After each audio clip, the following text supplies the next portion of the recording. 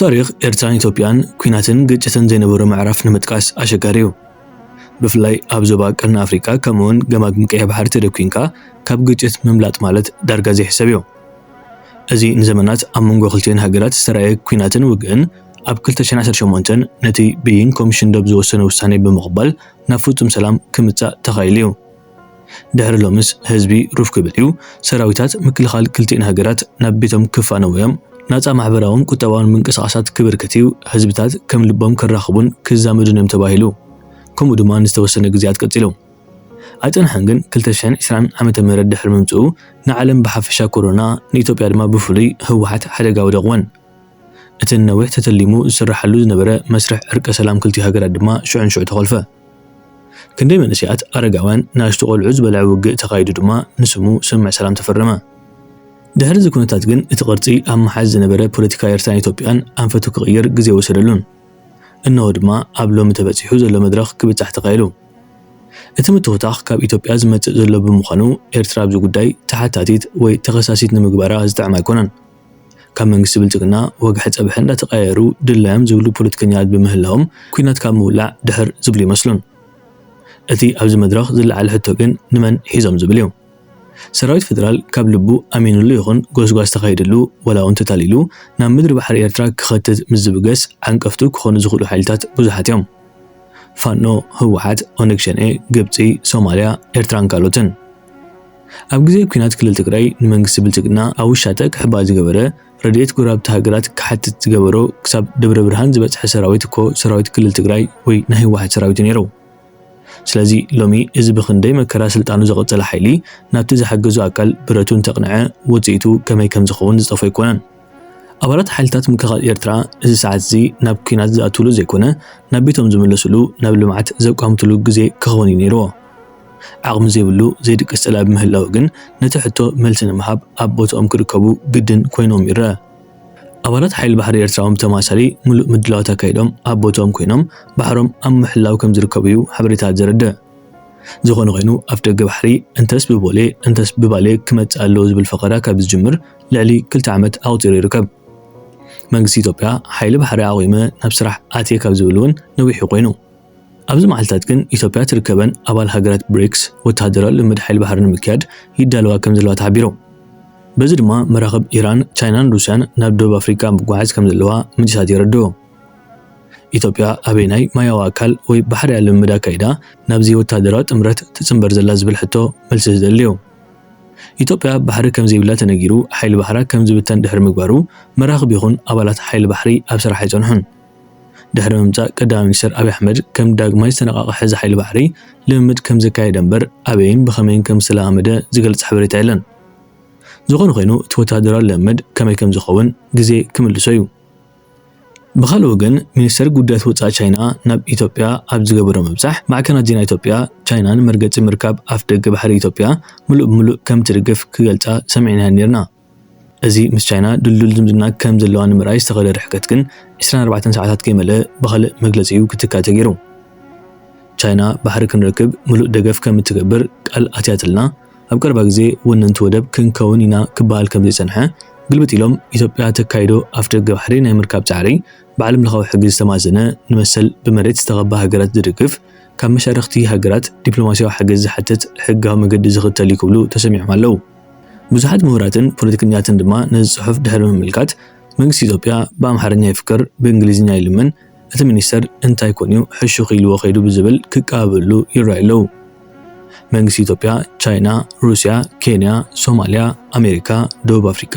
ህንዲ ከምኡውን ኤውሮፓውያን ሃገራት ኣፍ ደገ ባሕሪ ክንረክብ ወነንቲ ወደብ ክንከውን ይድግፉና እዮም ዝብል ጉጉይ ርዲት ዝሓዘ ይመስል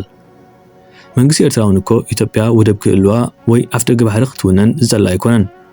ግን ብኸመይ በየናይ ኣገባብ ኣይናይ መገዲ ተኸቲልካ ይርከብ ዝብል ሕቶ ክምለስ ባህርያዊ እዩ ነዚ ሕቶ ብልዙብነት ከይረኣኻ ብታሪኽን ህልው ኩነታት ብዝፈጠሮ ሙቐትን ተለዓዒልካ ግን ባሕሪ ይግባኒ ምባል ከምዚ ብወገን ሶማልያ ኤርትራ ግብፂ ከምኡውን ጅቡቲ ተፈጢሩ ዘሎ ባሕርኻ ናይ ምኽላእ ወይ ጎረቤት ሃገር ናብ ቀይሕ ባሕሪ ናይ ዘይምጽጋዕ ሽጉምቲ ክውሰድ ልሙድ እዩ ብሓፈሻ ግን ኤርትራ ኣብ ልዕሊ ኢትዮጵያ ብመሬት ይኹን ብኣየር ብባሕሪ ይኹን ብምድሪ ጸብለልታ ዘለዋ ሃገር እያ بفلاي حيل بحر إرترا لعل 3 عامات نبحرو أسافيحلو تعلملو لمد أكايدلو بمخانو نزمت سقات كنتاب سكفتات زلو يكونن كبري نحيلتات مكخل إرترا حيل بحري حيل هير حيل مدري سلامن تعنا نقولنا أكاكي زراف لي سرايشلو يهونو بسكنة دبلوماسي مفتيه ماغنيت አለበት በ60 ኪሎ ሜትር ርቀት ላይ ወይም በ40 ኪሎ ሜትር ርቀት ላይ ከቀይ ባህር ተገኝተን ነገር ግን በቀላሉ በዓለም ደረጃ እንዳንነግድ ከባህሩ ሪሶርስ እንዳንጠቀም አድርገውናል ልክ እንደ ሩቅ ሀገር ይሄ ህግ ዓለም አቀፍ ህግን መተላለፍ ነው የሚል ሙግት ያነሳሉ እኔ ኮንክሉድ ላደርግልህ የምችለው 60 ኪሎ ሜትር ርቅ 10 ኪሎ ሜትር ርቅ ያ ያንተ መሬት አይደለም ባህሩ ያ ወደቡ ያንተ አይደለም ያንተ ያልሆነውን በግድ ወስዳለው ካልክ ኃይለኛ ኮንክ መውሰድ ይችላል የኔ ነው አመለካከት ደስ ይለኛል እኔ ነገ ጧት ኖት ምጽዋን ብቻ አይደለም አሰብን ብቻ አይደለም ምጽዋና ጅቡቲን ብንጠቀለል በጣም ደስ ይለኛል አው ቬሪ ግላድ ነገር ግን እውነቱን ለመናገር ያህል ነው አካኪ ዘራፍ ሊሰራ ይችላል ዲፕሎማሲ ተስማም ያሁኑ በሰከነ ተወያይተ ዲፕሎማሲ መፍትሄ ማግኘት 60 ኪሎ ሜትር ነኝ 10 በ60 ኪሎ ሜትር ርቀት ላይ ወይም በ40 ኪሎ ሜትር ርቀት ላይ ከቀይ ባህር ተገኝተን ነገር ግን በቀላሉ በግልጽ በዓለም ደረጃ እንዳንነግድ ከባህሩ ሪሶርስ እንዳንጠቀም አድርገውናል ምን ተጠቀመው ልክ እንደ ሩቅ ሀገር ይሄ ህግ ዓለም አቀፍ ህግን መተላለፍ ነው ልክም የሚጠቀሙት የሚል ሙግት ያነሳሉ እኔ ኮንክሉድ ላደርግልህ የምችለው 60 ኪሎ ሜትር ርቅ 10 ኪሎ ሜትር ርቅ ያ ያንተ መሬት አይደለም ባህሩ ያ ወደቡ ያንተ አይደለም ንጉሱ ያንተ ያልሆነውን በግድ ወስዳለው ካልክ ኃይለኛ ኮንክ መውሰድ ይችላል የኔ ነው አመለካከት ደስ ይለኛል እኔ ነገ ጧት ኖት ምጽዋን ብቻ አይደለም አሰብን ብቻ አይደለም ምጽዋና ጅቡቲን ብንጠቀለል በጣም ደስ ይላል ሰላም አልነበረም አው ቬሪ ግላድ ጊዜ ቢሆን ነገር ግን እውነቱን ለመናገር ያህል ይዋጋሉ በዲፕሎማሲ ተስማምተህ አንድ መንግስት የፈረመውን የሚቀጥለው ተወያይተህ ሊሻለውና በስተቀር እኔ 60 ኪሎ ሜትር ነኝ 10 ኪሎ ሜትር ነኝ የሚለው ውሃ አይቋጠርም ለኔ